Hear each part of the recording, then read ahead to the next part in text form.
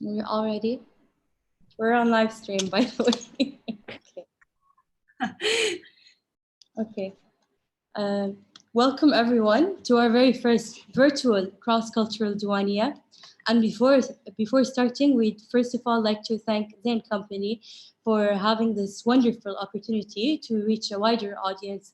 And again, whenever we collaborate with local and foreign entities, and we always make sure we try to make a bigger impact. And we'd like to thank Zain once again. And we also luckily have engineer Khawla Jabir with us here from Zain, who will later be speaking to us about her experience with COVID-19 working in a corporation. So thank you. I would also like to introduce myself. My name is Liana Al-Awadi, and I'm one of the founders of the Cross-Cultural Diwaniya, along with my partner, Faisal Faid. Faisal is behind the screens today. Thank you, Faisal. This Diwaniya wouldn't have been possible without all his technical support. And for all our new viewers and for everyone that's not familiar with the Cross-Cultural Diwaniya, the Cross-Cultural Diwaniya started back in 2012. Faisal wanted to have a Diwaniya where everyone was welcome, regardless of gender, of their background, economic status, and whatnot. So since 2012, we have hosted over 50 Diwaniyas, and we have discussed topics that matter, ranging from cryptocurrency to women in politics, and finally, the quality of education in Kuwait. And again, today the cross-cultural Diwaniya has not only become a Diwaniya spot, but it has also become, which I'm very proud and happy to say, this a place where individuals go to network and make connections as well. As of today, there have been over 1 million cases of infections of COVID-19, and it has on a global level, and it has become a global pandemic. And within Kuwait, our beloved country, cases have totaled up to over 500 cases, and we recently experienced our first death. Here at the Cross-Cultural Diwaniya, we thought that it was of our social responsibility to put this Diwaniya together, to get to inform people and also wake them up on the magnitude of the situation. We are therefore very grateful to have all the speakers with us here today to discuss the situation from a health, social, and finally from an economic perspective. Before I introduce our speakers to you, I'd like to run over the structure of today's discussion, and I would like to briefly introduce all our speakers, which we're very thankful for. So the first part, each of the speakers is going to have 5 to 7 minutes to speak on his or her topic or her topic. And then the second part of the Diwaniya, of this virtual Diwaniya, the speakers will have a Diwaniya style discussion, and finally we will be accepting Q&As from the audience that are on YouTube. Okay, so first of all, and before introducing our speakers for the health sector, we'd like to thank each and every single frontliner, including our CCD frontliner supporters, Dr. Yusuf Gabandi, Dr. Barak Al-Ahmed, who's in DC, and everyone else, يعطيكم ألف عافية. And let's also not forget that frontliners are not limited to doctors and nurses, but also to delivery drivers and to the individuals, the lovely human beings that clean our streets on a daily basis as well. We are all very thankful for them, and thank you from the bottom of our hearts. So in the beginning, we're going to start off with Dr. Faye Abdul Ghafoor. Hi, Faye. Okay, Faye is currently in Dubai. She's patiently waiting to come back to Kuwait. يعطيك العافية, Faye. Faye holds a bachelor's degree in medicine and surgery from the University of East Anglia, and she is currently, Habibti, on pause, pursuing her master's degree in neuroscience at King's College, University, London. After Faye, we're going to have Mr. Yusuf Al-Anizi. Hi, Yusuf. Welcome.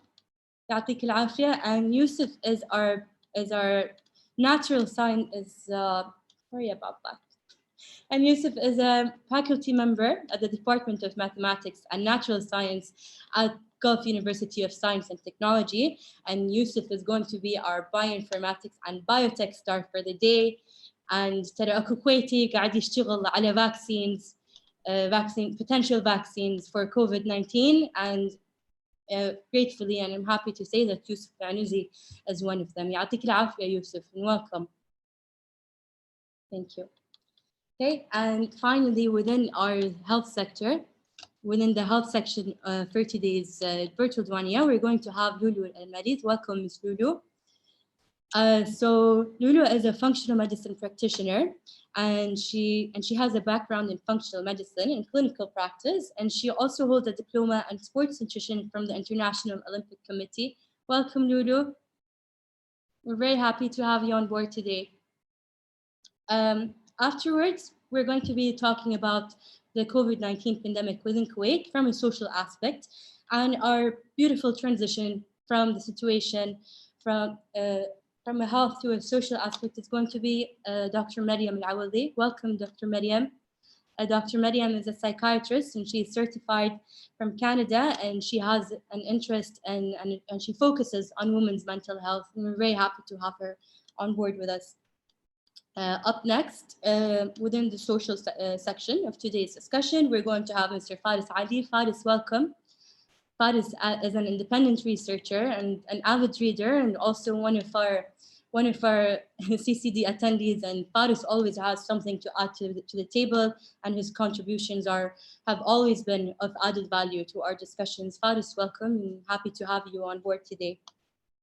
And moving on to analyzing the pandemic within Kuwait from an economic perspective, we have Mr. Ali Bouchehri from Global Market. Welcome, Ali. Thank you for being here with us today. And Ali will be talking about the situation from an economic perspective, and he'll be giving us some landscaping on the situation. And finally, we're going to be having Engineer Khawla Al-Jabr from Zain Communications Company. Hayatullah Muhandisa Khawla, and we're very happy to have you here today. Muhandisa Khawla Al-Jabr is a technology strategy and director at Zain Kuwait and performance director at Zain Kuwait, and she has over 20 years of experience in the tech industry, and she is one of the key individuals within Zain Company that helped Zain Company with digitalizing their whole process internally within the company, not only within Kuwait, but across the whole Middle Eastern and Northern Africa region. يعطيك العافية مهندسة خولة. Pleasure to have you here. I will now give the floor to Dr. Faye Abdul Ghafoor. And thank you. Hi, can everyone hear me just to make sure? Yes. Okay. أول شيء, thank you so much, Zain, and Cross-Cultural Diwaniya for this great opportunity. So I'm going to be talking about coronavirus. I'm going to be giving an overview. أول شيء, coronavirus is a zoonotic disease. What is a zoonotic disease? It is an infectious disease that arises secondary to spread from non-human animals. So in this case, they thought it could be bats, and the scientific evidence suggests that the culprit is bats. They found a virus that was very similar to the virus that's circulating as a pandemic currently. Secondly, it's called SARS-CoV-2. Why is it called SARS-CoV-2? It's called 2 because it's kind of like a spin-off from SARS-CoV-1. They did a study where they compared the genetic sequence of the coronavirus that's currently circulating with the one that originated in 2002, and found that there was almost 80% similarity between the two viruses. Lastly, COVID-19. So there's a lot of talk around why, okay, so شو الفرق بين SARS-CoV-2 and COVID-19? COVID-19 is just a collective term for patients who experience the symptoms secondary to SARS-CoV-2. Okay, that's just the terminology out of the way. I have a cheat sheet here also with me. So secondly, transmission. So as you all know, it's a disease that spreads via air droplets. So if someone coughs or sneezes and droplets land on either hard surfaces or on your face or on your hands, and you thereafter put your hands that are covered with infected droplets onto your mucous membranes, which are your eyes, your nose, and your mouth, you do have a risk of getting infected. So this is how it's transmitted. So there's a question as to why is this spreading so quickly? Why is this virus spreading? As of today, like Liana said, we have over 1 million cases. That's a very huge number of cases. And you can look at it from different perspectives. Firstly, something that people don't talk about enough, when someone gets infected with coronavirus, they can experience either mild symptoms, which is about 85% of people infected, and people who experience, or people in this category or subgroup of severity of symptoms, can walk around in the streets, they can go to the supermarkets, they interact with people not knowing that they have the disease, which can increase the risk of transmission. Secondly, also just to add, which is why social distancing and isolating is very important. There was a point that I wanted to bring up, and it's mass testing. This is one of the reasons why we should be testing everyone and opposed to people who we suspect might have the disease. But this is a point that we will be discussing later, inshallah. Secondly, the virus itself is it's very smart. In comparison to SARS that originated in 2002, so you all know the shape of it. So it's like a circle with تقريباً شي spikes coming out of it. And they found out that the spikes that usually are used to get into human cells attach to cells much more tightly than the SARS-CoV-1 that originated in 2002. Specifically, it binds 8 to 13 times more tightly than the previous SARS epidemic that happened in 2002. Again, which is why social distancing is so important. I also want to talk about something called R naught. So R naught is a figure or a number used in public health that looks at how contagious a disease is. And in this case, the R naught is around 2 to 3, meaning that for every one person infected, 2 to 3 people are later on infected. Any infectious disease that has an R naught of more than 1 indicates that this disease will spread. Okay. There's another point that I wanted to talk about. So there's a lot of talk around, okay, so this is kind of like the flu. What makes this different than the flu? Sometimes it's very hard to differentiate between the symptoms of someone who has COVID-19 and the symptoms of a flu. وايد ناس قاعد يقولون إن يعني 600,000 people die a year from the flu. So why is this more harsh, or why is this virus any different? Why are we more scared of this virus in comparison to the normal flu? So I just want to touch upon figures here. The flu has a mortality rate of 0.1%. There was a study that was released a few days ago in the Lancet. I can link it up for whoever's interested in reading it. That said that the mortality of coronavirus on average, based on the statistics that we have, is around 1.38%, meaning that coronavirus is 13 times more deadly than the normal flu. So this is a figure I thought that would be very important to reflect. Lastly, I wanted to talk about where we are in terms of vaccines and treatment. Yusuf's going to be talking more about this in detail.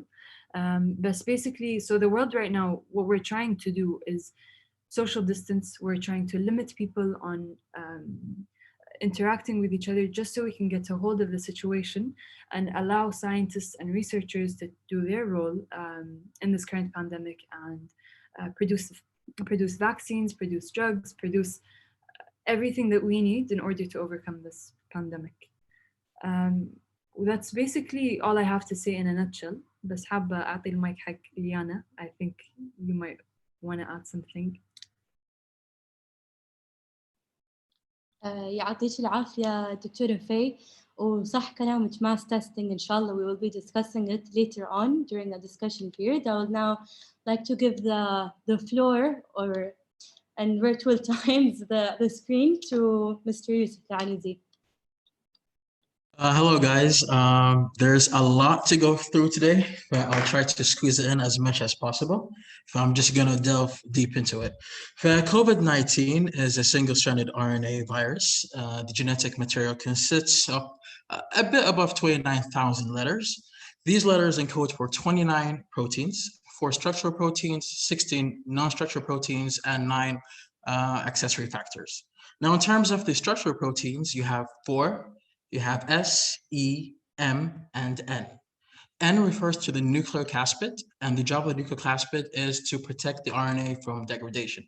So you could think of the nucleocapsid as misbah, a rosary. Al-khayt is the RNA, and the beads are the nucleocapsids. Envelope and membrane proteins constitute the 3D structure of the virus. So that's the ball of the virus. And then you've got the spike proteins, which act like arms that latch on into the human cells. Now, in terms of the non-structural proteins, they work in groups, and there's 3 prominent groups when it comes to SARS-CoV-2. The first group act like typewriters, and what they do is they pretty much synthesize the genetic material, the RNA, and they're called RNA polymerases. The second group is involved with creating a 3D sanctuary in which viruses could assemble themselves without being interrupted by our host immunity or maybe even destructed. And the third is quite interesting, the third group, because it's involved with negotiating with the innate immune system. So what it does is it literally communicates with our innate immune system and tells it, you know what, there's nothing going on. We're just, producing proteins. And the immune system gets suppressed. Simple as that. And it reaches to the point where the whistleblower does not blow the whistle. So these are one of the few things in which the virus hijacks your own cells and does its dirty little things, trying to kill you, pretty much. So if you have a viral outbreak, what would you do? The first strategy is to look for broad spectrum antivirals that are already in the market, and that's exactly what we did.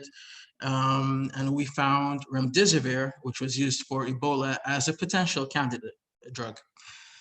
Interestingly enough, this drug actually targets group 1's functions, so it actually stops the typewriters from typing, so then you don't have genetic material. At this moment right now, it's undergoing clinical trials. However, it's been approved for compassionate use. Compassionate use is when you have a critical condition of a patient where treatments do not work. However, if there's a chance to save a person's life using this drug, so be it. And it actually did save a patient's life in Seattle. So I think there's going to be good news around the corner with remdesivir. However, when it comes to antiviral drugs, there's an issue, there's a downside. It does not protect you in the long run. So that means that you could undergo treatment, get recovered, but upon re-exposure, guess what? You're going to get sick again. So you're in the loop. Now, how do you break from the loop? You got to go to strategy number 2. That's a vaccination. So in terms of understanding how vaccines work, I'm going to give you an analogy of a football game. So let's say that we're playing football, 11 versus 11, right? And we're going to choose a strong team that we're going to play against. Let's say Liverpool, right? So Liverpool will be the virus. Our team will be the immune system. If Liverpool scores, that means the virus has beaten us and we get sick. If we score, that means that we beat the virus and we stay healthy. So let's paint this scenario right now. Right now, we're in a defensive position and Liverpool has a ball and it's attacking. It has an amazing tactic and it scores on us. Now, if it was going to do the same exact tactic, the defenders, our defenders, would have learned from that mistake and would have developed what you call a defense memory. So the vaccine's goal is to actually reach that defense memory. Now, the question is, how can we manipulate the game in a way where we have the opponents expose all their tactics while decreasing the chances of them scoring against us? Now, one of the ways you could do it is you could single out the top players in Liverpool. If I was going to single out the top players, it would be Mohamed Salah, Firmino, and Mane, because these people work like clockwork. They're amazing. But what I will do is I will play 11 of us versus 3 of them.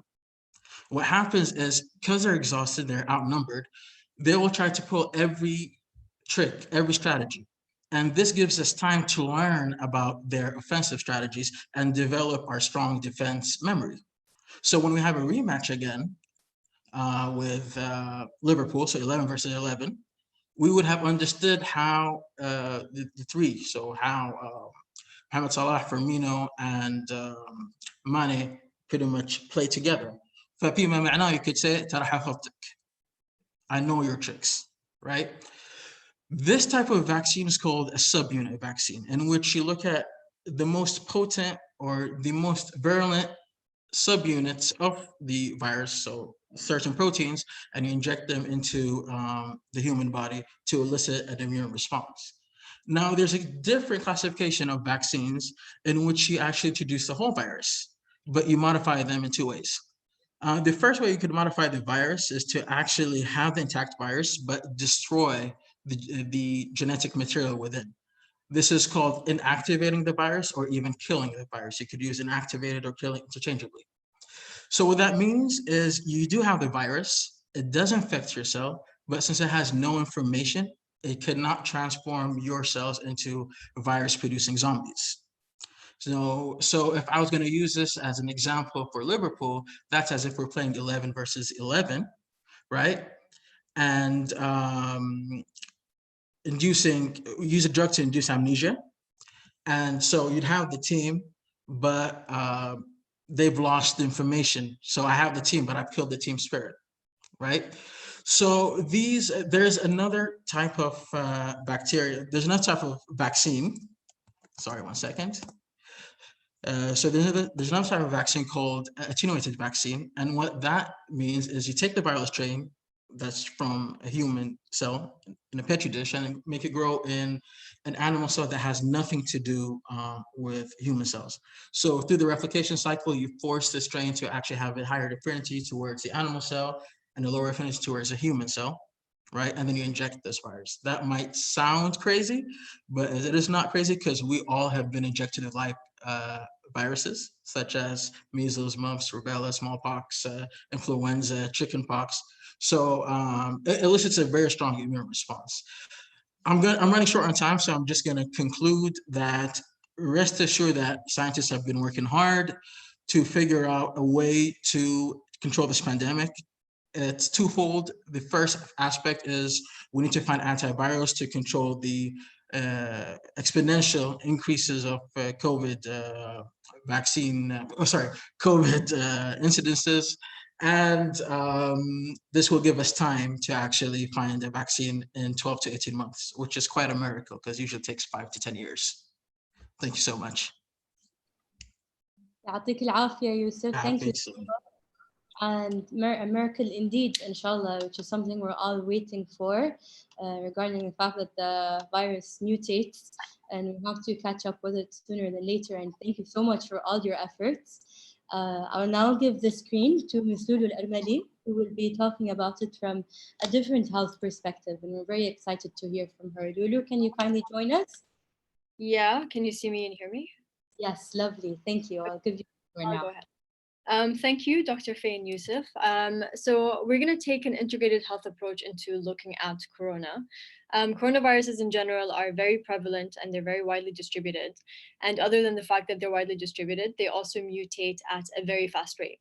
So that means even if we find a vaccine for this particular strain, it doesn't necessarily mean we're going to prevent other viral or another viral epidemic, which we know from history as well, because this is the third corona outbreak in the last 10 years. And because of the nature of viruses, they can be really tricky to treat, which is exactly what's happening right now. They're trying to find a vaccine. They're experimenting with different drugs or drug combinations. And in some cases, what they're doing is just prolonging the person's life to give your immune system a chance to fight the virus itself. And really, the main thing that we can rely on for this current situation or any future situation is our immune system.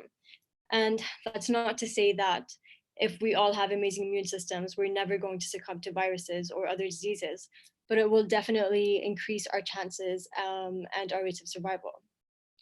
And also focusing on improving our immune health is also really, really important to bridge the gap between prevention and cure, which I will hopefully touch upon later if I have enough time. Okay, so there are a lot of different factors that affect our immune system. It's not just about taking immune boosting supplements. We didn't get to a stage of impaired or subpar immunity just by skipping a dose of vitamin C. Nutrient deficiencies do have an impact, but so does gut health, sleep deprivation, stress, issues with our circadian rhythm, and all of which are basically lifestyle factors. So in terms of nutrition, there is a definite issue with people not getting enough protein in their diets, especially in Kuwait. When I first moved back here and started seeing clients, the main change that I had to make was I had to increase people's protein intakes. And it's the same change that I have to make, that I still have to make, because what we consider high protein is actually normal protein, and what we consider normal protein is actually low protein. And protein is important because amino acids make up protein, and amino acids, especially branched chain amino acids, are needed to create immune cells. So people who don't have enough protein in their diet would have trouble making the immune cells needed to fight off infections, especially viral infections. And in terms of nutrients, we don't know if there is a cocktail of supplements that you can take to fight off corona, but we do know that vitamin C has been used historically to fight off viral infections. In China, and I believe in the United States, they've started using IV vitamin C, which is basically like vitamin C drips, to support the immune system. And it's been shown to shorten hospital stays by about 3 to 5 days. Some experts are also arguing that corona was around before winter, but with winter, we basically get seasonally low vitamin D from lack of sunshine. And the low vitamin D, they're basically saying that the low vitamin D enabled the virus to erupt. I don't know how true that is because we live in Kuwait and everyone has low vitamin D, but we do know that vitamin D is super important because vitamin D supports the immune system response to a virus by enabling it to create, what are they called? Antimicrobial peptides, which are basically these proteins that help fight off viral or bacterial infections. And it also protects against respiratory tract infections, which are a huge side effect of coronaviruses. And the people who benefit the most from vitamin D supplementation are those with lower baseline levels. So I would definitely suggest people get their vitamin D levels checked and then supplement if necessary, and it's most likely going to be necessary. Other nutrients that can be beneficial include something called EGCG, which is a green tea extract, which is obviously found in green tea, and something called quercetin, which is found in onions, and zinc. And those two compounds basically help pull zinc into the cell, which can halt or prevent the replication of the virus. They're actually testing the efficacy of quercetin, this particular supplement, in China, specifically against COVID-19. So it's a valid option. We're going to know once the tests or the studies are done. But quercetin, zinc, EGCG look to have some antiviral activity. And finally, there's something called licorice root, which has been shown in SARS to block the virus from binding to ACE2 receptors, which we know are making the effect of the virus, or like they're worsening the outcomes of the virus. Okay, so another aspect is gut health. Gut health is a huge topic and it has a huge impact on immunity. We know that up to 70% of our immune cells are made in the gut, and B, the bacteria in our gut directly affects our immune response. With COVID-19, there does seem to be a gut bacterial component to the disease. Basically, there's a study in China that shows that a lot of the patients with COVID-19 had a very specific bad gut bacteria called Prevotella, which was making people's reaction to the virus worse. And in some of the lab tests that they're running on patients with coronavirus, they're finding that there's a higher immune response to bacteria than there is to a virus, which means that the immune system is working to fight off a bacterial problem as well. And some of the medications that are working against COVID-19 are actually antibiotics, which means people are getting better because it's making, it's improving the bacteria in their systems. On another note, some of the damage that's happening from the virus is not happening directly from the virus. It's happening because the immune system is overreacting in an attempt to protect us. And because it's overreacting, it's causing direct damage to our organs like our lungs.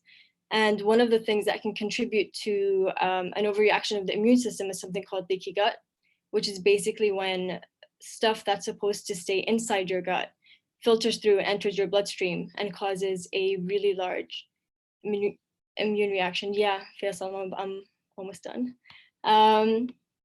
So basically, like, improving your gut health will allow you to produce the right amount of immune cells. It will reduce diseases like heart disease, diabetes, which makes the outcome of any infection worse, and it will reduce systemic overall inflammation, which will help also to normalize the immune response. And then one of the basic things that people seem to overlook as well is sleep. Sleep deprivation reduces your ability to produce immune cells, and sleep deprivation can be anything under 6 to 7 hours. And it's not just about the number of hours that you sleep, it's also about how in line it is with light and dark cycles and food intake. So basically your immune system switches on and off at certain times during the day, and keeping your sleep cycle in line with light and dark and food intake improves your immune response as well.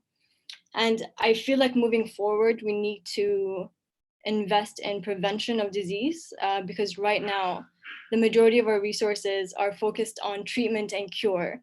But the fact of the matter is, if you focus on increasing awareness on what health really means, we'll have less disease and hopefully bridge the gap between health professionals and medical professionals. And that's it. I will transfer over the mic to Liana. You're muted. All right. Thank you, Lulu. يعطيك العافية. Thank you for all these wonderful tips. So it's really good to also raise awareness on the superfoods we can eat, the vitamins we actually need. Not everything is ثوم وبصل وturmeric and whatnot. So thank you so much. And I'm pretty sure we'll have lots of questions for you towards the Q&A section of today's virtual Diwaniya. I will now be giving the stream to Dr. Maryam Al-Awadi.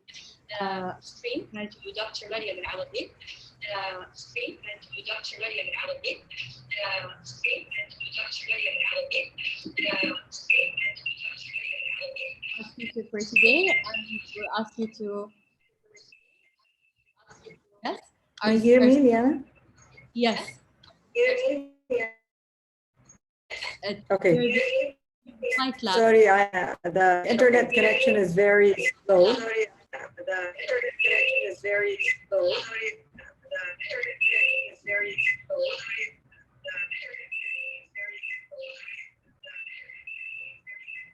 Hello.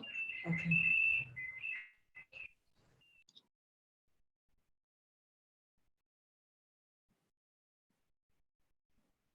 Hello.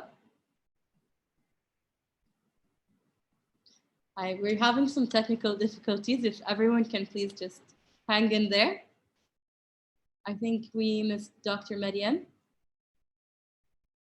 Okay. Lulu, you are muted. Okay. We can't hear Lulu. Okay. Lovely. While Dr. Maryam Al-Awadi fixes her technical issues, we will instead have a slight change in today's agenda, and we'll be having Mr. Faris Ali speak to us next. So Faris, if you can join the virtual floor. Thank you, Liana.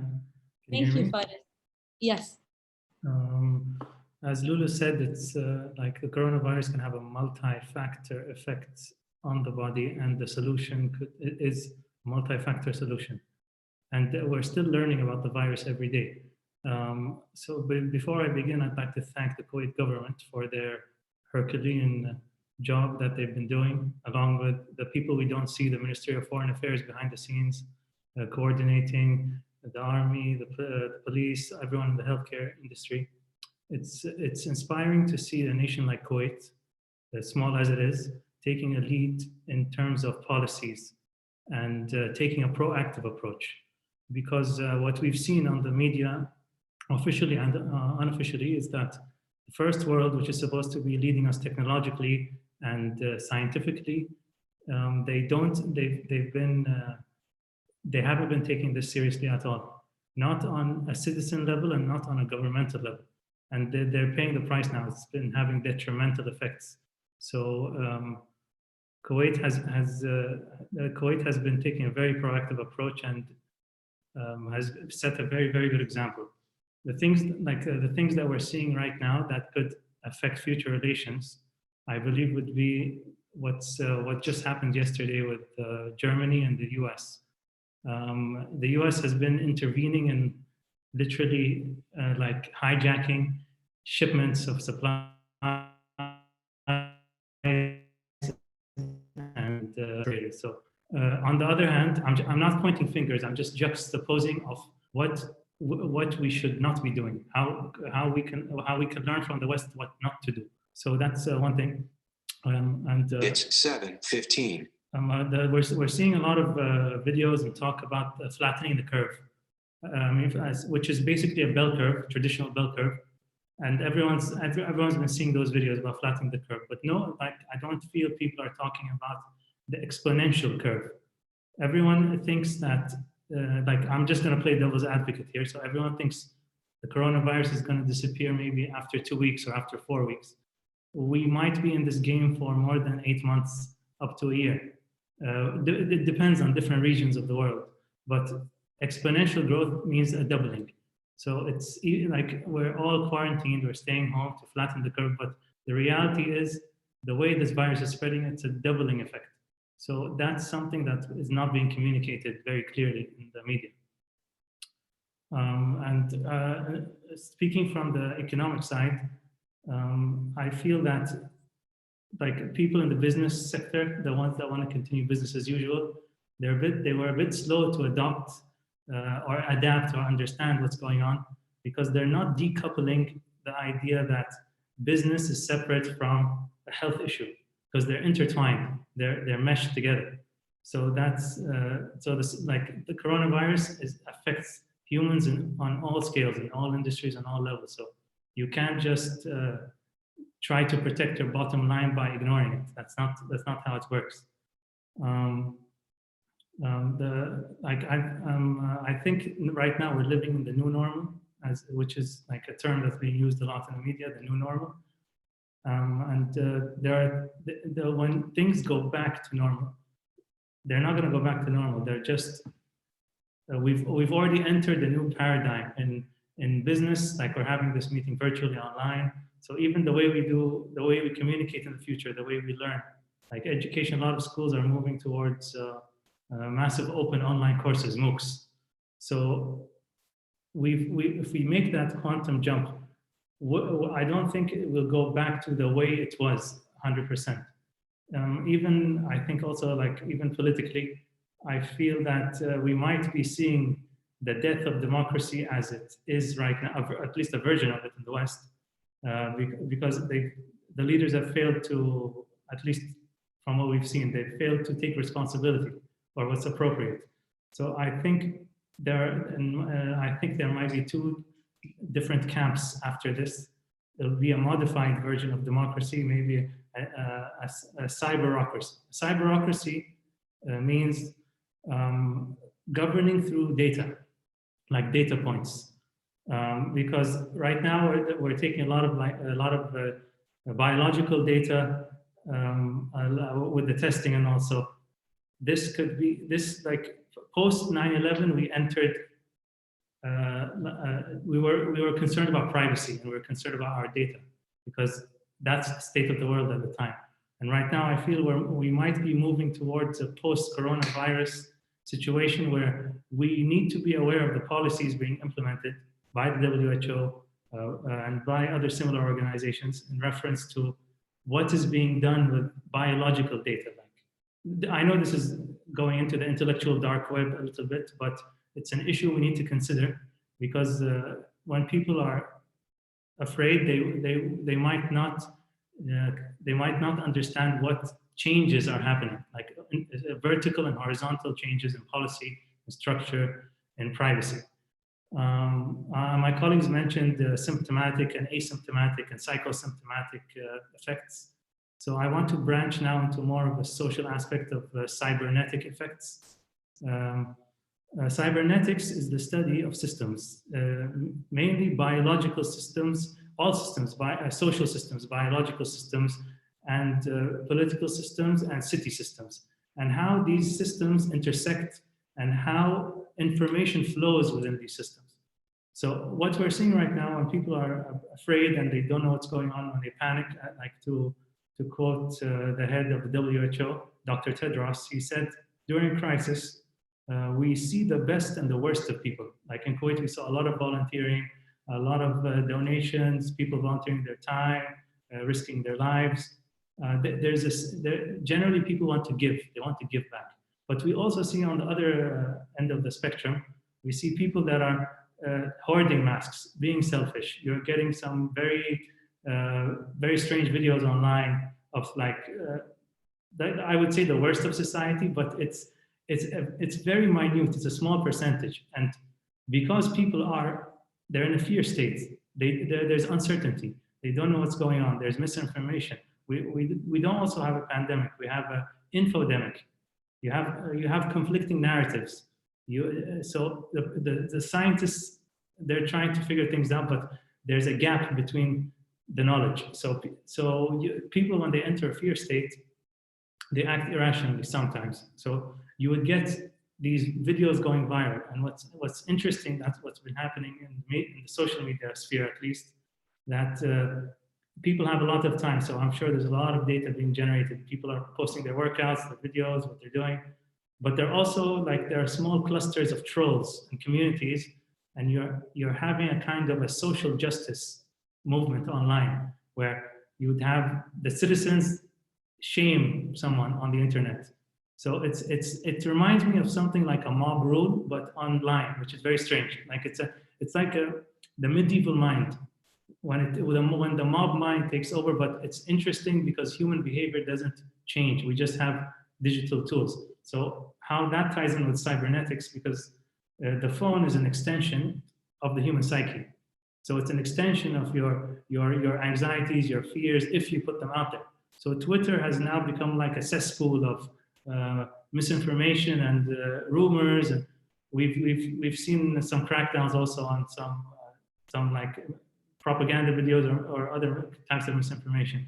But what's surprising to see and what's unfortunate is we're seeing a lot of racist comments. We're seeing a lot of xenophobia, which is all just misdirected confusion. So it's what the isolation does, like psychologically. So that's why we're seeing that manifest on the internet, which is it will be interesting if Khawla could maybe elaborate on how much data is being generated. So that's a very interesting point. And I think, Leana, you could say something about the domestic violence. Thank you, Faris, for your input. يعطيك ألف عافية. بالعكس, we'd love to see a cyberocracy, and we'd love to hear more about that. And yes, like you said, I mean, the current situation, it has shown the worst and the best of people, and at some point it definitely has its pros and cons when it comes to society.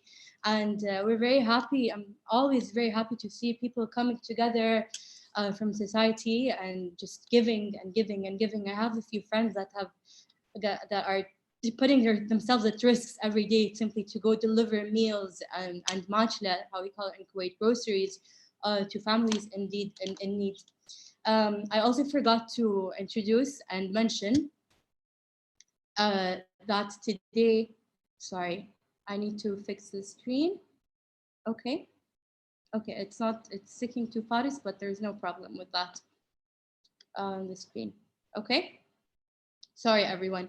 I forgot to mention that apart from representing the cross-cultural Diwaniya today, I will also be representing Abolish campaign, Abolish 153, Abolish Article 153, which is a campaign that's very dear to my heart. And like Faris said, because people are being confined to a specific space, And this has also led to a sharp increase in domestic violence cases across the country, and not only across the country, but also on an international level, as it was mentioned just a few days ago by the WHO. Abolish Article 153, they have been experiencing a sharp increase in cases of domestic violence. And when we say domestic violence, we don't only mean domestic or like physical abuse or sexual abuse. This abuse can also be extended to mental abuse, online abuse, emotional abuse, and economic abuse. It's obviously very difficult now that we have implemented the curfew in Kuwait, and this is not even a full curfew. We're not even in full lockdown. Cases have been increased in cases of domestic violence, and keep in mind that this is without the complete curfew. And obviously, being confined to a space could mean that for a lot of women and for a lot of children or people out there, they have to be within the same household with their abuser for, let's say, 24 hours a day, which is not something we love, which is not something that's okay whatsoever. Therefore, Abolish Article 153, what they have been doing is that they have been receiving these cases, they have been helping with what they could. If you or anyone you know is struggling or going through through such a difficult situation, I highly recommend you reach out to them through Instagram. Encourage your friends or loved ones that are going through someone to reach out to Abolish 153. I'll make sure to put a post on Instagram for shout outs, and they're also accepting donations for the cases they have been experiencing over the past couple of weeks since the quarantine situation started. And thank you. I'd like to just kindly ask to check if Dr. Mariam is here with us. Dr. Mariam. Okay. Okay, Dr. Mariam is struggling with her connection issue. I think we will have to move on to Mr. Ali Boushehri. Hello, Ali. مرحبا كيف حالك؟ حياك الله نورتنا. الله يسلمك مشكورة. I'll be talking about the market and how the market reacted to the COVID-19 pandemic بالكويت خصوصا. يعني قاعد نشوف وايد تقارير وايد معلومات قاعد تصير و reports على what's going on around the world, but locally there isn't much information about the impact of such measures ولا such virus في السوق المحلي. I'll divide my talk into three phases. الفيز الأول اللي هو pre COVID-19, الفيز الثاني اللي هو الوقت الحالي اللي احنا الحين فيه, و what is expected to happen إن شاء الله بعد ما نخلص المحنة هذه. وبشكل عام يعني نهاية الموضوع كله بين والإمباكت ماله حصل في the last week of February. And then هو last week of Feb is usually a holiday season في الكويت, which is why we saw a lot of people traveling abroad and coming back with infections. كانت من شتى دول العالم. بداية كان في إيران, بعدين travelers came back from Europe that also spiked up infection rate في الكويت. And during that time في the last week of Feb, markets كانت في الفاشن, كانت في الفود سيرفيس, delivery and dine-in, وكذلك بالentertainment. Usually they witness a slowdown and a decline in performances by like 10-15% as a result of people traveling abroad. خصوصا بالاسبوع الاخير من فاب.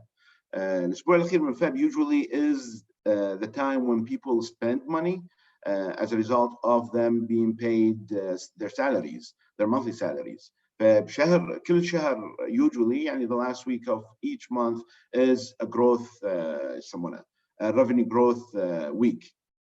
But unfortunately, the last week of Feb this year, we witnessed not only the 10-15% decline, we witnessed like a 40, 50, 60% على كل الindustries اللي I highlighted, اللي هي الفاشن, food service, and entertainment. يعني في بعض industries that witnessed a major impact ولا more severe impact من الفير. أول شيء بداية كان بادي بالفير.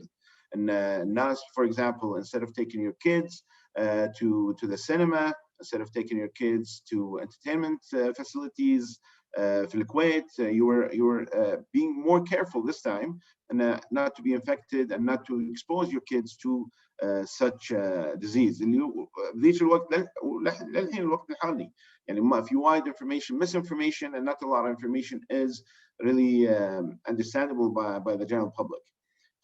These impacts, these consumer impacts كانت أثرت على الماركت, which drove the markets to major slowdowns على أول أسبوع من شهر 3. الحين markets, these markets were also impacted by the preventive government measures اللي صارت. يعني في البداية قاموا وقفوا air travel. قاموا بالبداية هم بعد يقللون مثلا وقت الصلاة على ما وقفوا الصلاة بشكل عام. وقاموا يبدون بالmarketing campaigns in public and to restrict travel and movement. الى مثلا يوم 12/3 اللي they started the curfew اللي موجود. فمن يوم 1/3 ليوم 12/3 each industry was witnessing major slowdowns and declines as a result of these preventive measures. طبيعة الحال يعني هي measures لازمة they were correct and on time. ولكن لها أثر سلبي على الماركت. يعني for example الشيشة ban started on the 4th of March, which a large portion of the cafes اللي موجودين في الكويت they were serving shisha and they were relying on the shisha يسمونها في الماركت, which impacted their performances. الحين moving forward يعني من the 12th of March إلى وقت الحالي a lot of businesses were forced to shut down, which dropped the market to negative 100%. يعني they're not generating whatsoever revenue. يعني خصوصا المحلات ولا businesses that are located in retail malls مثلا the avenues 360 والأماكن هذه. Those businesses are shut down. They're now witnessing revenue or any customers or footfall الموجودين بحكم الميجرمنتس اللي صارت. Which is understandable, and this is gonna expect to be continued until the end of the curfew ولا البلان مالت الدولة. الحين these businesses are going to continue to underperform and have these underperformances at minus 100%. The only business that is continuing to generate some revenue is the food service delivery and the online businesses.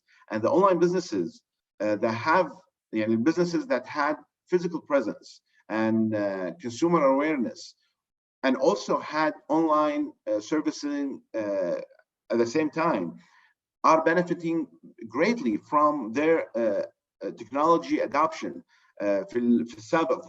from the pre-COVID-19 period. And they're maximizing their profits and profitability at the moment. لأن بالأساس they had the infrastructure, they had the technology, they had all these elements for them to succeed at this period. Businesses that have not adapted and started thinking about the online businesses and delivery are struggling at the moment to cope with the pressure and the demand at the moment. الحين سؤال على what is expected حق ال post COVID-19 period and how long it's going to take. بشكل عام from a market perspective, not from a health perspective. From a market perspective, we believe it all depends on how the governments or حتى the Kuwaiti government is going to assess its capacity in handling the ease out of the restrictions and the phase out of the lockdown. فرضاً يقولون there is a capacity of مثلا 2,000, 3,000 beds at the moment, and we can handle this this ease out, which is expected to result into a certain number of infections. فعلى هالأساس phase out government businesses are going to recover and be able to generate the revenue that were imposed on them, were restricted on them in the past. Hopefully it's not going to take more than, it's not going to last more than like the end of April ولا May. Well, markets are also going to expect a slowdown as well as a result of Ramadan. يعني الحين عندك رمضان جاي بعد خلال أقل من شهر, which is also previously in normal markets was impacting performances. لأن مثلا إذا كان عندك food service outlet ولا business, it's also going to be restricted to to the hours of fasting and etc. الحين the upside there's no travel this year. There's so many different restrictions, and also consumers have been piling up cash because of the government guarantee of salaries, which is very unique to our local economy. So our local economy is supporting the individuals, nationals, so they have their salaries been piling up, and they're expected to spend that money by the time measurements and restrictions are eased out and phased out, inshallah, by someone else. So a major rebound is expected, and hopefully is gonna, I don't want to say businesses are gonna expect to make up their losses within 1 month. Between 3 to 6 to 9 months, they're going to be able to generate or make up some or a lot of the loss that they have accumulated during this lockdown period. So let's hope for the best to happen. Liana. Inshallah, يعطيك العافية علي. Oh, thank you for putting our hopes up. I really do hope business owners شوية كذي يهدون شوية لأن الكل الحين مو مطمن.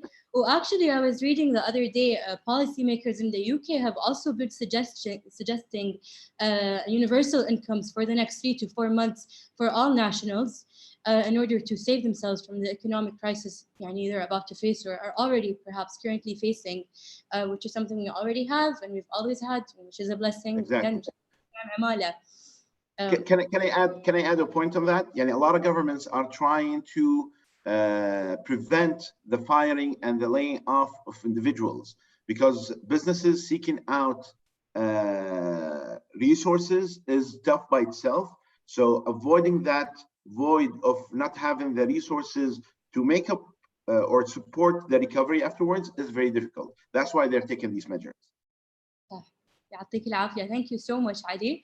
I will now give the screen once again to engineer Khawla Al-Jabir, who is Zain's Technology Strategy and Performance Director, who will talk to us about her experience. مهندسة خولة معنا? Yes. Can you hear me? Welcome. Yes. حياك الله. نورتينا. Thank you. So thank you all, and hope everyone is staying at home, people who are listening to us and seeing us. And a big thank you for everyone is on the front line. So as a Zainer and Zain group with over like 6,000 employees in 8 countries in Middle East and Africa, there is a lot of impact here when we talk about this virus on our operation. So I'll start with the network impact of people staying at home. This is back to your question, Faris. So network utilization is now different. People are staying home all the time versus in the morning they were going to work and then they're commuting and then they're at home. So like even the distribution of the resources in the network was done in a different way. So the company has to also accommodate this. And basically the traffic which increased mainly was, as you can expect, is the video. Any video-based application has required more resources from the network sides. So if you want to catch up on numbers, the average traffic growth basically went up to 3% from February to March, which is huge for this is the traffic of Kuwait, not to mention the other countries. And the top applications also focus as I said, on video-based. So information, knowledge, entertainment, and of course, gaming. The highest were YouTube and followed by Netflix. Netflix actually increased by 80% from February to March, which is huge. On the other hand, on gaming, PlayStation, for example, increased by 102%, and then followed by other applications like Instagram and WhatsApp. And this indicates that there is a lot of load on the network, and then there's a lot to be done on that side. So what else that we can do in terms of staying at home to make sure that you continue working remotely and what have you? So basically, instead of like going every day, and then facing the typical morning traffic and then finding a parking and what have you, and then commuting and you start work. Now you have like a different free day and for you to use it, as you want, but then you have the work on the other side. So there are a lot of changes in the way we do business. For example, before you go and if you're interested to do, for example, to book a meeting, you go and just book a meeting room and then you commute, or you discuss or like agree on a brainstorming session or or introduction or a new presentation from a vendor or what have you. And now you have to check if someone is available, for example, online to start with, and then you go and make sure that they're available for an interaction, for example, or a gathering on the in terms or a meeting on a virtual environment. And basically, this is not straightforward because, first of all, there is not a right environment to start with, because in the work, there is a workspace defined. Everyone has its own location and what have you. Wherein at home, or people have to find their own working space, which is not the same. And this space might differ throughout the day, which depends on where are you, who's in that room or the other room. So on a fun note, also, the first question in any meeting will start as an icebreaker is like, how are you coping with the lockdown, on the curfew? How are you coping with staying at home? Instead of talking about another social thing, which is a bit different. Now, in terms of collaboration, there is a lot of tools that came up in terms of utilization. So basically, there is a different tool used by different organizations. In our case, we use a lot of Microsoft Teams, Google Hangout, Zoom, as we're doing today, to conduct one-to-one meetings or group meetings. And if you look at the traffic, again, the traffic within, for example, within our organization using Team have boomed, and it grew in a huge percentage, unbelievable, shockingly percentage of 1,700%, because people cannot see each other. So they have to meet. Even in a one-to-one, it's good to have someone on a video to interact with, basically. So otherwise, you will not have the same, interaction in that matter. Other tools include Microsoft SharePoint, ShareDrive, and a lot of collaboration on sharing a calendar and what have you. Doing collaboration on the same document and all. And then there is a lot of changes in that. So how would you manage the changes in this? So basically, you need to make sure that there is a good security around it, because you will be using a lot of exchanging information. Of corporate information, be it legal, be it financial on the internet. So you want to make sure that this connection is secure, and the amount of even spams and cyber attacks, does increase. So you want to make sure that this information is important. So it's important to ensure, even post COVID-19, that if you go back also to work, that this kind of interaction will still remain the same, and you still need to do the same measure when it comes to security. Security is important you need to make sure that all your users understand this in terms of their access to their different application, making sure that their passwords are not compromised. And then their access to the important information is also available. And making sure that you enable all the supporting functionality, basically enabling two-way authentication, for example, or multi-factor authentication, similar to what you do when you access your bank, or using an OTP, like when you transact with Knet, for example, and you get a one-time key that you will log into to validate and have access. And making sure also you manage the password expiry and ensure that people use a password that you don't have that different people on the net that cannot spoof on them and have access to it. And also on another note, basically, you have to work on a different way of doing things in that kind of situation or that duration. So basically, when you go to training, you have to also mention or use tools like self-training or link training, have remote training with Q&A facilitation and what have you. Ensure that you have also the digital channel readiness to make sure that all your transactions can be done online. And a recent report published by Oliver Wyman talked about that the financial services and healthcare companies have experienced 100 to 900% growth in key digital channels in China during the outbreak. So you can imagine what's the impacts of that, enabling people to still commute and interact and have their own, let's say, interaction with their different applications and different points of sales.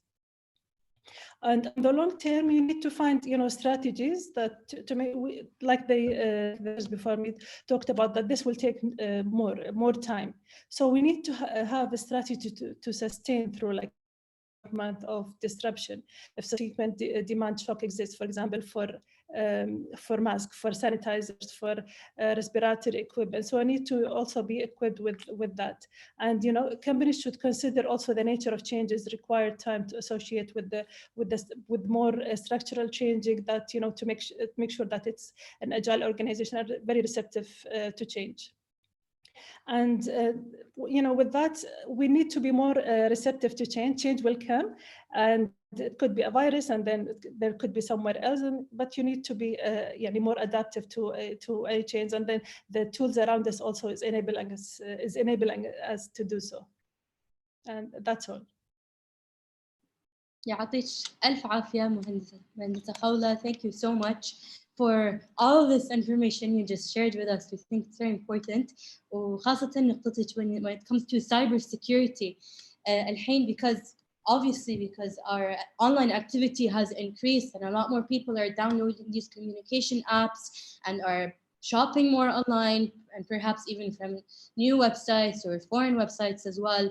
طبعا that puts us all in risk, and it's very important to always be wary of your transactions and your phones and be careful with all your passwords. طبعا technology has definitely been one of our saviors here when it comes to working from home. And thank you so much.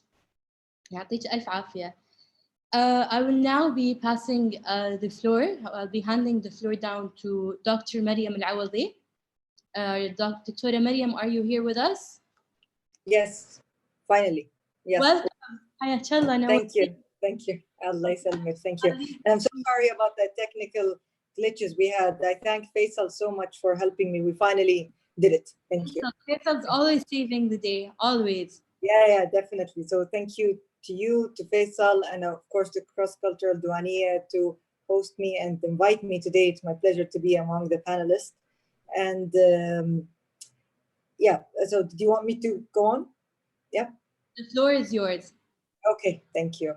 So basically, of course, just adding to all the panelists and the very valuable information that they had provided us on different aspects in how this time that we live in right now, which is a very exceptional time, has affected each of us in different ways. Okay, I'll be speaking, of course, from my specialty and from my area of experience as a psychiatrist in terms of the mental health impact, okay, on people. So let's try to differentiate this in very simple ways. Sorry. Yeah. Hello. Yeah. Sorry. Yeah.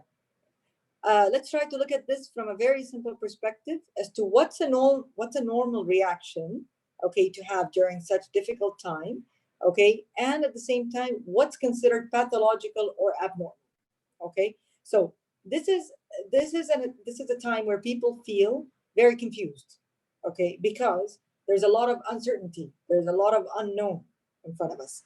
None of us can answer when will this be over. We wish for the best. We wish it would be a couple of weeks and this would be over, but we also want to be realistic to accept the fact that there's a lot of things that are outside our control. So very normal emotions for us to experience during this time, which include anger, anxiety, fear, boredom, sadness, even confusion, okay? And there's a term actually that is a psychological disorder that we call adjustment disorder. That means it's a reaction to an actual stressor we live, okay? And this is not considered the same as an anxiety disorder or depression because it's very specifically related to a trigger and a stressor that we're living. And as soon as the stressor is over, people resume their normal life and they go back to their baseline. psychologically. So usually with such conditions, we don't need to treat. It's a matter of waiting it in until the stressor is over, and then people would resume their lives. The problem is when this becomes or moves to the next level, and people start to feel that they're experiencing things that are absolutely abnormal.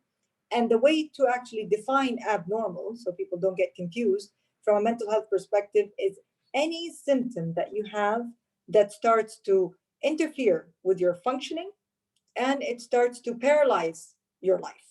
Okay? So for example, if you're having a difficulty getting out of bed and you're not even meeting the basic needs of your daily living, okay, this is not normal.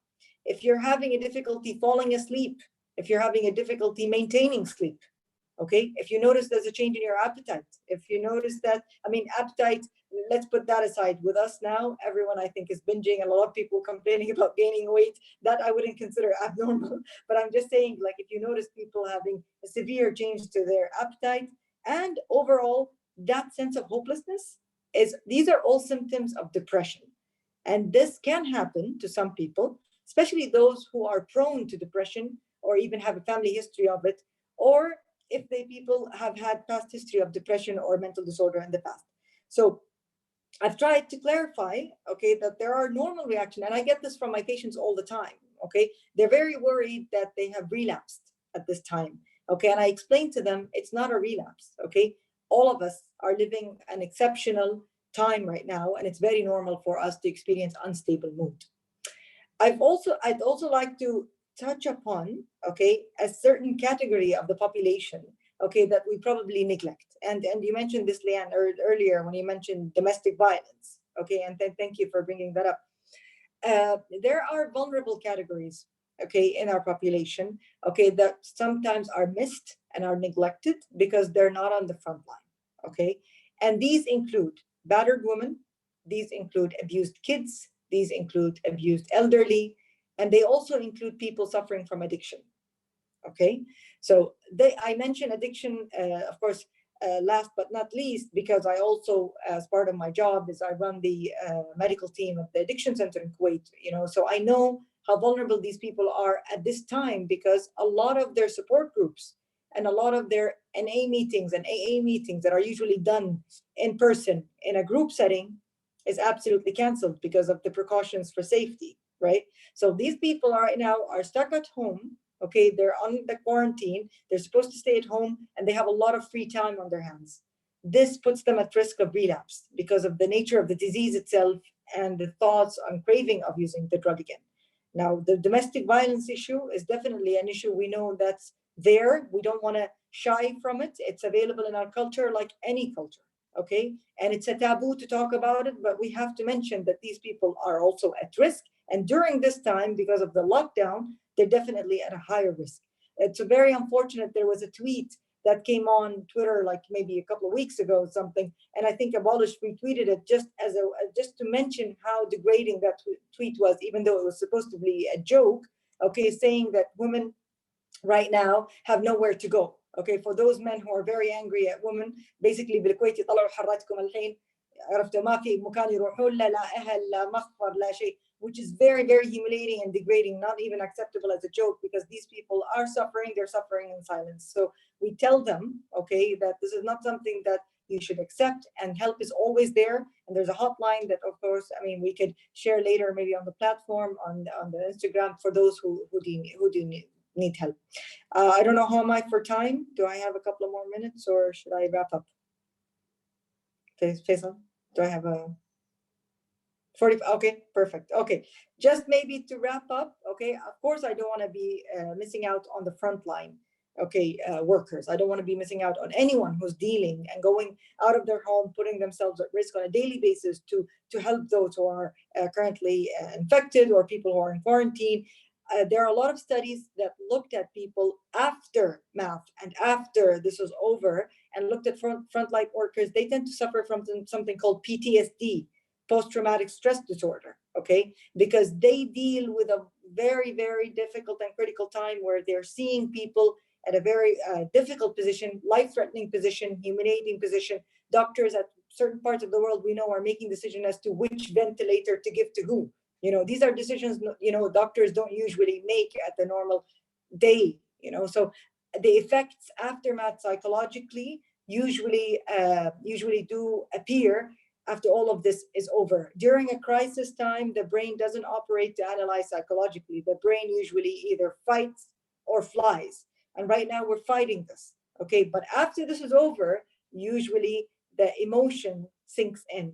And a lot of people do present with psychological symptoms like depression, anxiety, PTSD. And that's why we need to be very aware that even though, let's say that the medical or the infection part is over, okay, hopefully we should not neglect part 2 or phase 2, where it is the mental aspect of it, which usually gets delayed, but it is absolutely as real.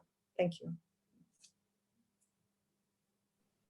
يعطيك ألف عافية دكتورة مريم. Thank you. And definitely we will have to go through a second phase or stage, as you just mentioned, that of mental health. وأتوقع مو بس الدكاترة اللي راح يحوشهم PTSD، أتوقع حتى احنا. I think after all of this over, even by opening Netflix and hearing the Netflix intro, we're gonna get a slight PTSD whenever we touch a doorknob or whatnot. So I'm now going to move into gallery view. We're going to be starting the. It's good to see you all again. We're going to be starting a discussion between speakers. And I'd really like to take this moment and take this opportunity to mention Kuwait's process right now when it comes to testing for COVID-19. Other countries across the globe, and we have the example of South Korea. South Korea is trying to contain the pandemic and to tackle the pandemic by flattening the curve. And one of their strategies is mass testing. And when we say mass testing, we refer to testing everyone, whether they have symptoms or whether they do not have symptoms, because according to studies, not everyone that's infected with COVID-19 has symptoms. There are some people that are asymptomatic, and there are huge risk factors when it comes to spreading the disease and the virus. But for example, in South Korea, they have an average of 5,500 tests per 1 million people. In Kuwait, we still do not know what the number is. I think the Ministry of Health, we would love it if they could perhaps be a little bit more transparent with the numbers, so people can wake up and realize the magnitude of the pandemic. And as well, perhaps we could recommend them to maybe even loosen up the definition of what a suspect case is. I have the definition right here. I have it summarized, and I'd like to take Dr. Faye's opinion on this as well, and anyone else's opinion. فحاليا في الكويت إذا أنت شاك إن أنت فيك مرض corona, if you're infected, okay, first of all, the first thing you do is you call 151. 151 will ask you whether or not you have symptoms and whether you have been in touch with a recent traveler over the past 14 weeks. And unfortunately, there are 3 scenarios when it comes to defining a suspect case.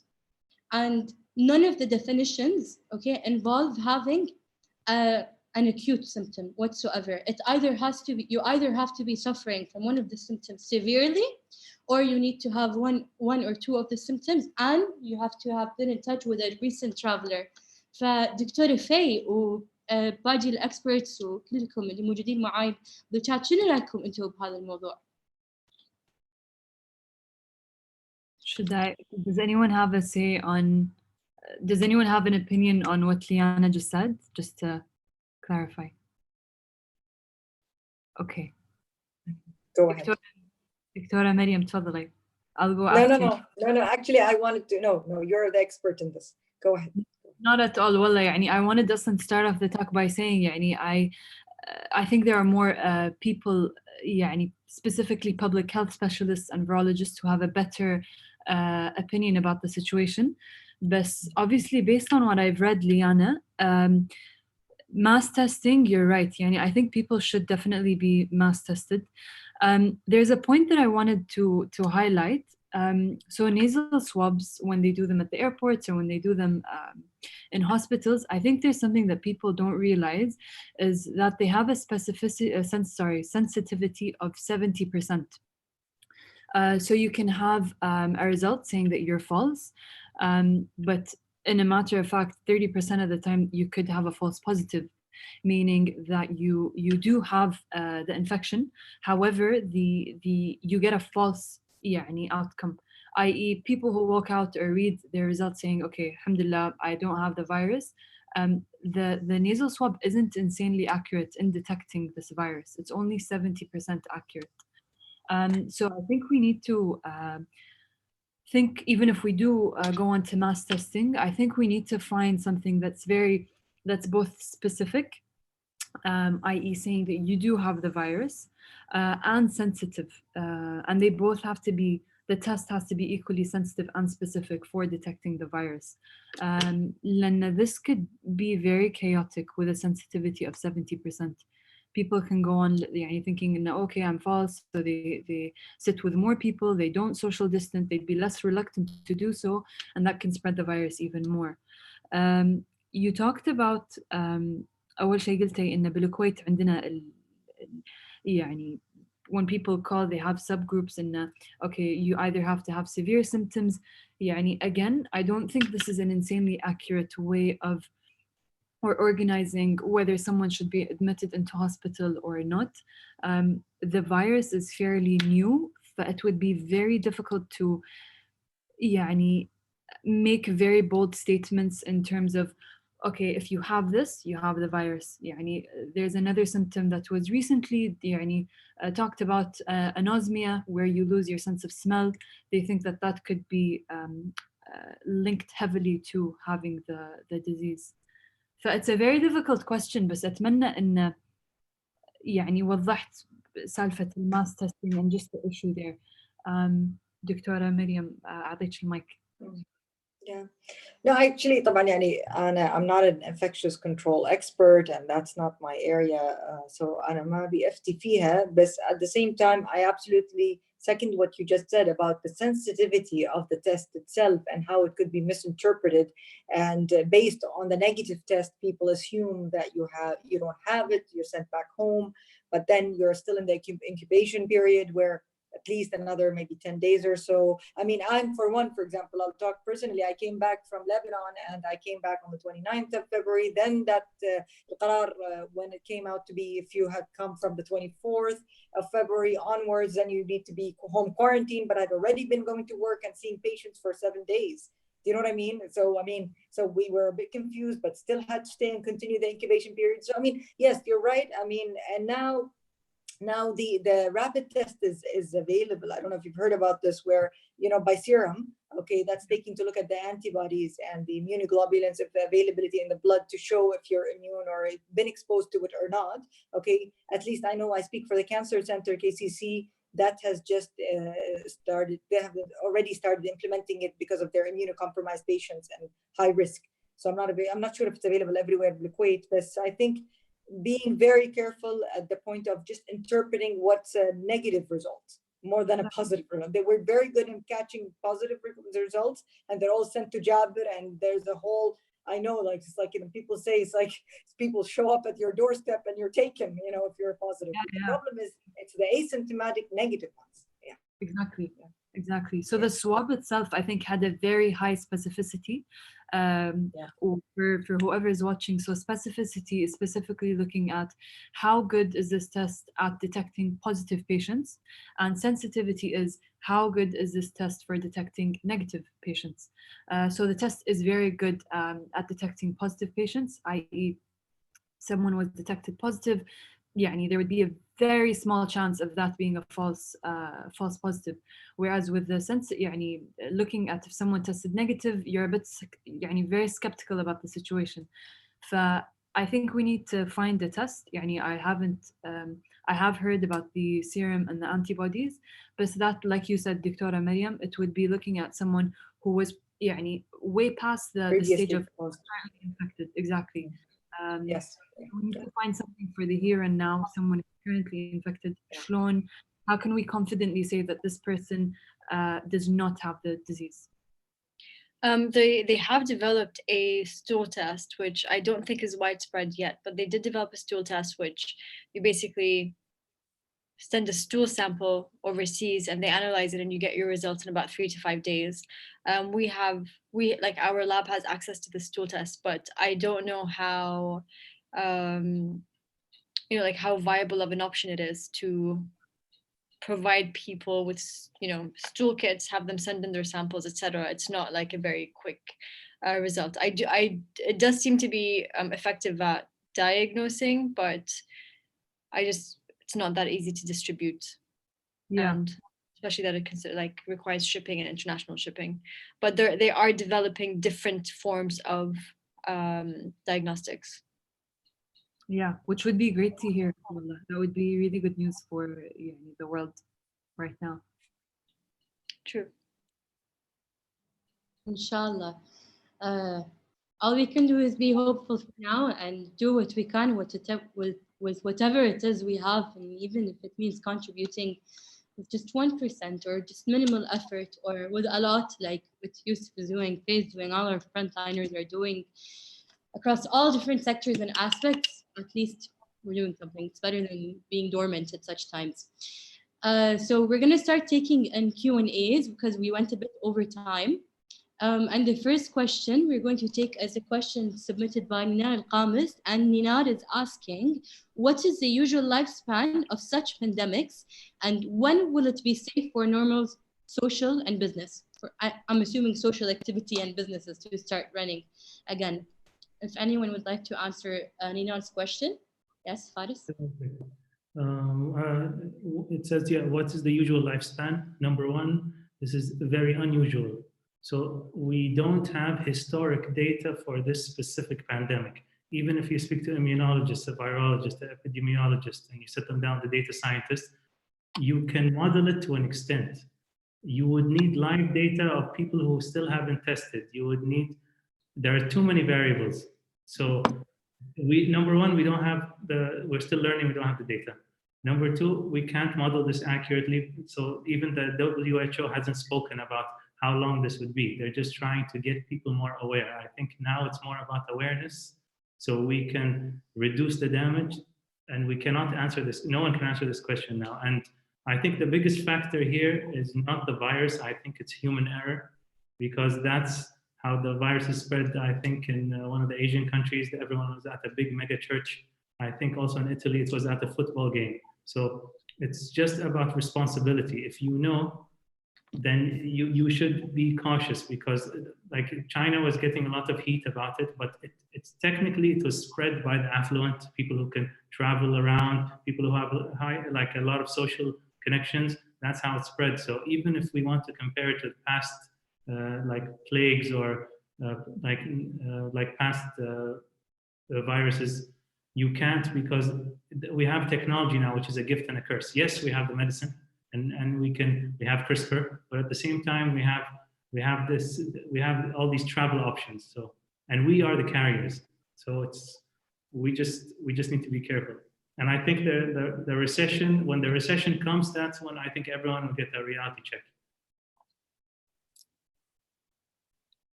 Thank you, Faris. There's another question here from Faisal Dirshid, and Faisal Dirshid is asking and saying, since we've seen a recent spike in cases in Kuwait, how many active cases do you think Kuwait can handle at a time? What's our capacity when taking in ventilators, for example, doctor beds, etc., into consideration? I'd like to add a point before anyone answers. When it comes to ventilators and whatnot, there is a lovely group of Kuwaitis that are currently working on 3D printing ventilators and medical equipment. I will make sure to put the link up on YouTube, on our Instagram page. I'm very sorry. It's on our Instagram page after the discussion is over. If you have a 3D printer at home, feel free to contact them and donate with your time and 3D printer. So yeah, who would like to answer Faisal's question, Faisal Dirshid's question about capacity in Kuwait? Well, Liana, I'd love to answer or help in the question, but I have very limited knowledge or insight about the health system and its capability in Kuwait. I've spent most of my time in healthcare abroad. But I think honestly Kuwait is doing a great job. يعني الكويت اللي قاعد تسويه الحين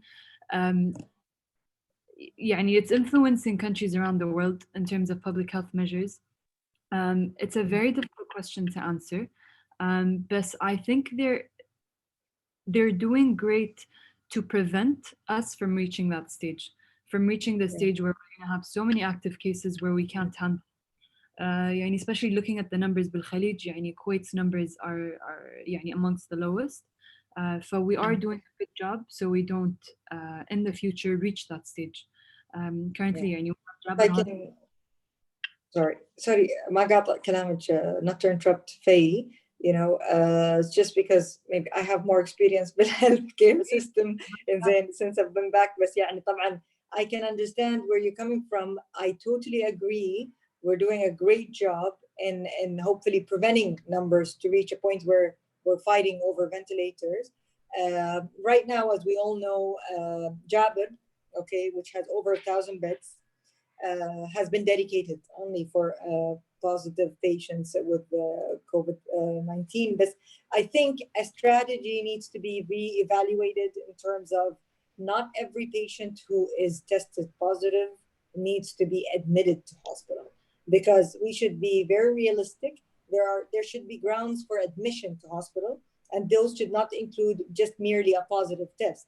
A lot of people will have a positive test, will overcome the disease without necessarily needing to go in hospital, because we know mortality rate is not very high. However, occupying a hospital bed, utilizing like human resources and maybe equipment, this is, I would find, a waste of medical resources. You know, we need to reevaluate who gets to be admitted, and then of course after that who needs to be on ventilators or so on, or ICU. But that criteria also needs to be reevaluated, because we're still looking at numbers that somewhat are under control. But as soon as you open and go into the hundreds, our capacity in Kuwait will not handle that. And we know, like in terms of resources in Kuwait, the biggest hospital in Kuwait is Jabir. Okay, and right now, if we go with numbers in the hundreds daily, within less than 2-3 weeks, this is going to be maximized. It's going to be full. So I don't know. That's what my take on it would be, just reevaluating that whole admission criteria in order to decrease the use of hospital beds and medical resources. Can I add something? If you need the exact number of beds for Kuwait, وزارة الصحة through the Central Statistics Bureau publishes an annual statistical report with different sections. There's a health section with a count of how many beds per hospital there is in Kuwait for the public and the private sector. The information is available. Maybe it's a bit outdated from 2016 and 17, but it's there. The question is, how many of these beds are purposed with a ventilator and purposed for the use of COVID-19 treatment? Thank you, Adi, and Dr. Mariam and Dr. Faye. We'll be moving on to our next question. And our next question is actually quite interesting, because there's always been a debate on whether kids and children should be vaccinated or not, And Sahar is asking, has there been any studies done to show those vaccinated have greater chance of recovery than those who haven't? I think this is a difficult question, and a few wide factors behind recovery rates and that differ from country to country, which we actually discussed yesterday. If anyone would like to answer Sahar's question. Okay, I'll answer it. Oh, okay, sorry. Okay, so when it comes to vaccines, you have to look at the immune system as two systems: the innate immune system, the adaptive immune system. A good analogy of the innate immune system would be the army. A good example of the adaptive immune system would be special forces. So they have some sort of intelligence towards a specific type of pathogen in which they're going to target. Pretty much it's a search and destroy mission. The short answer is no. There's no study that shows that vaccines pretty much protect against COVID-19. It protects against that certain antigen itself. So if I was injected with a chickenpox vaccine, I will have an immune memory towards chickenpox vaccine specifically.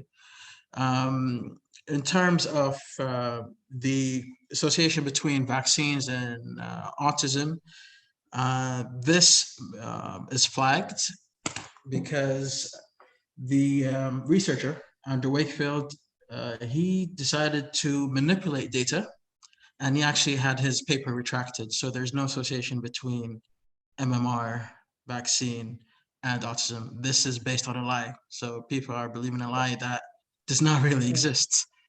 Yeah. Right. And I think Dr. Mariam would support me at this. Thank you so much. Thank you so much for mentioning this. I know it's a bit off topic and maybe we're not talking about psychiatric disorder in kids, but because you mentioned the vaccine and this whole myth that goes behind it, it's one of the biggest struggles we face in our field with people believing this nonsense, unfortunately, about the relationship between autism and vaccination, even though there's been nothing, no medical proof that supports it. And unfortunately, I don't know why myths or inaccurate data spreads way faster than facts. And people have this panic in relation to it, and you see the consequences of people not vaccinating their kids, and of course the risk that they put their kids on in terms of infections later on in life and their immunity. So I 100% support what you just said, and I wish as many people would just spread the word about this, because it's a myth that we've been struggling with for many years. Yes, thank you. All right, thank you. Our next question is directed specifically to Mr. Ali, and someone on YouTube is asking you the following: which kind of countries can recover faster economy-wise after COVID-19 is contained, and what are the best steps to recover financially? I think to think about it from an economic perspective, we have to look into the gross domestic product that is generating, that is made up حق كل دولة من الدول, and it's different من كل دولة لدولة. I think there are countries that are able to recover faster from this pandemic because they have a diverse economy and elements في economy هذه اللي تقدر that are still operating and can generate revenue and overcome and يعوضون الbusinesses and the parts of the economy that are locked down. الحين مثلا في the United States مثلا ولا China أو South Korea, they all have industrial arms and their economies that are repurposed to serve the economic demand حق local economy حق global economy to supply, and therefore to supply مثلا products, services, and therefore generating revenue حق economy هذا. It's not that everyone is in a standstill. No, countries and economies, industries are out manufacturing and performing and producing more than ever in certain sectors over the other ones. And عندنا مثلا well, food services at a standstill, but other sectors are producing much more than they have produced in the past. فرضا اخذ مثلا fast moving consumer goods, gels, antibacterial gels, cleaners, هالامور هذه كلها maybe they were at a certain production and revenue standpoint, but now they're going to produce much more than they used to before the COVID-19. الحين في وضعنا الحالي في الكويت, our economy is 95% made up of revenues generating from the sale of oil. Unfortunately, there is a political dispute in OPEC that is affecting our economy on a macro level.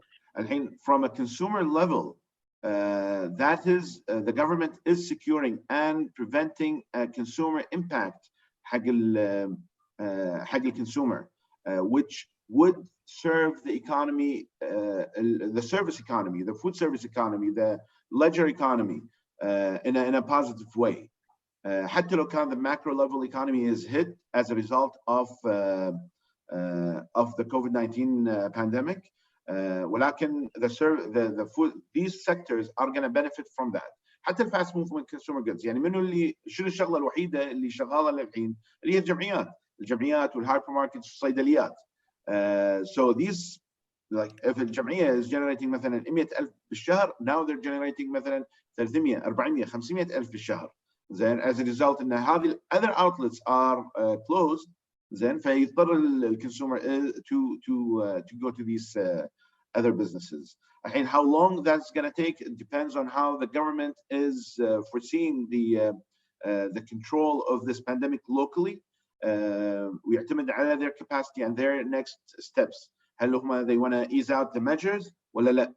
and how deep the pockets are. يعني بالنهايه وايد تحليلات قاعد تسمع انه ما في دين عام، ما في دين عام، شلون ما وافق، كل هالتفاصيل هذه اللي قاعد تتداول بالاخبار. زين يعتمد على توجه الحكومه وشنو الابروتش اللي راح ياخذونه to overcome these financial issues. Once that is decided, then they will ease out the measures. Some people will go back to work, and then مثلا نقول والله malls are going to open up, maybe delivery is going to open up, but dining is not going to be there. Entertainment probably is going to be the last result because it's a group and a family, more than 5 to 10 people exercise or entertainment function. فكل يعتمد على بصراحة things are changing on a daily basis, and it remains to be seen probably by next week. السبب and we want to see if the government is going to extend that curfew beyond the 12th of April, and once that is decided, and also another factor is the exponential growth of the cases and how the government is going to deal with that. Are they going to enforce stay at home, wait and see treatment حق الانفكتد, ولا كلهم راح يروحون حق مثلا مستشفى جابر ولا غيره؟ I believe like things are going to be more, we would have an idea probably by next week or the following week, inshallah. Inshallah, يعطيك العافية, Ali. And we'll now take our last question. Okay, and this question is from Shakir Mustafa on YouTube. And Shakir is asking, what are your views on the supply chain challenges faced by Kuwait's current healthcare facilities as countries now compete for PPE and testing reagents, especially with the recent rise in cases? فهو يتوقع قصده السبلاي تشين حق medical supplies بالمستشفيات. Anyone? No. Tough question. It is a very tough question. I think the issue we don't know what's happening in GCC because we just don't have access to these supply chains or who's buying or who's selling certain items. We can't hear you. But in the States, what's happening is that I have no opinion on this, but in the States, some states and governors are bidding for respirators. Like it became a price war. Like it's basically so they're just bidding for the shipment. So that's what's happening in the United States within their own borders. So it's about how aggressive your supply chain is. In Germany, the government couldn't secure some of the N95 masks, so they collaborated with now Volkswagen because they're more aggressive and they know how to. Basically, it's just business. That's what's happening in Europe and the States. So I can't answer for here. Well, on a positive note, there are some research entities here in Kuwait that are looking into developing some PPE in-house using nanomaterials, but that's going to take some time. So we are trying to find the solution in-house, and I think we have the capabilities of doing that. We have the expertise, local expertise to do that. So I wouldn't be too worried. يعطيكم العافية. Does anyone else have a point they would like to add before we end the discussion with our closing remarks? Actually, if I can just add a note, can you hear me, Lian? Yeah? Yes. Actually, maybe a great point or note to end with is really appreciating certain emotions like gratitude.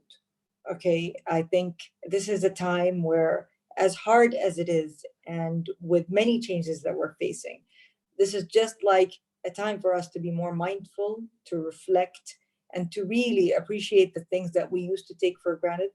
you know, very simply like a handshake. Okay, now we this is something that we used to think very normally of, or complain about traffic on the way back home. Okay, or even a boring day where you don't know where to go. Do you know what I mean? So I think gratitude is one of the most helpful emotions and way of thinking, okay, a person can practice even for 5 minutes a day in order to deal with such difficult time, and to also remember that fear and anxiety actually is more infectious than the corona itself. Okay, so we need to also pay attention to this. You know, negative emotions tend to spread way faster. Okay, and there is no test for that. So that's just be very careful in minimizing negative news, negative, let's say, not to have the news 24/7, and not to listen to a lot of negative impact that will definitely affect you in a way that will make your life in this situation even harder than it is. I just wanted to end with that one. Thank you. Just 2 points to close with. With the only way we can get, this is a complex problem, and the only way we can get out of collective, global, complex problems like the pandemic is through collaboration and working together, which the science community and the medical community is clearly doing, since sequencing the genome to tracking the strains to developing vaccines. Like the scientists and the industry, the medical industry as a whole, they have a very cohesive network, and they can communicate and collaborate on a high intellectual level. We all as citizens need to learn from that, and we can collaborate locally. It's the only way to get out of this. And if you can't do anything and you can't volunteer, at least take this opportunity for interchange or change within your neighborhood. Because what I'm seeing now from an environmental standpoint or sustainability standpoint is no one is moving their cars, where a lot of people are on quarantine or they're on lockdown. Why are you washing the cars every day? Like, these are small things that can have an impact. Just adjusting behavior. Thank you, everyone. And finally, again, before we conclude, final point, when I asked our friends that are frontliners and working in Jabal Hospital, unfortunately, طبعاً, they weren't able to make it today. We would have loved to have had them on board to tell us about their experience. And because they couldn't make it today, I asked them, is there anything in specific you would like me to voice or mention within today's discussion? And they said, they all answered with the same question. Liana, Allah يخليك قولي لهم التزموا. Don't go out. Again, we have to repeat this over and over again, because unfortunately, there are a lot of people that are still doing it. Don't go out. Wash your hands. And when we say wash your hands, it also includes washing your phone. The average person touches their phone at an average of 150 times per day. And even with touching your face and whatnot, and coronavirus, COVID-19 survives on surfaces for up to, you tell me, Yusuf, 24 to 78 hours. It depends on the surface, but again, it stays there. So this is a time to have OCD. This is a time to be picky. This is a time to be picky and nitty and have your sanitizer next to you throughout the whole time. So please, عشانهم عشاننا كلنا التزموا. So this is not a joke. We hope after this discussion you finally realize the magnitude of the situation we're facing. And once again, just one last remark, we would, on behalf of the CCD, we would like to mention that we're very proud of Kuwait's donations and how the country has come together. As of Friday, Kuwait contributed $60 million to the WHO, and the total amount of donations was just around $124 million, okay, which meant from 250,000 different organizations and individuals and entities, which means Kuwait contributed to almost half of that. So thank you everyone for coming together, and we do hope that this will not be the first time we see our society come together in such beautiful ways and forms. And finally, thank you, Zain Kuwait, for this beautiful and wonderful opportunity to collaborate and reach out to the masses for this collaboration in this virtual Diwaniya. يعطيكم ألف عافية. Thank you all, and inshallah this will not be our last virtual Diwaniya. Bye bye.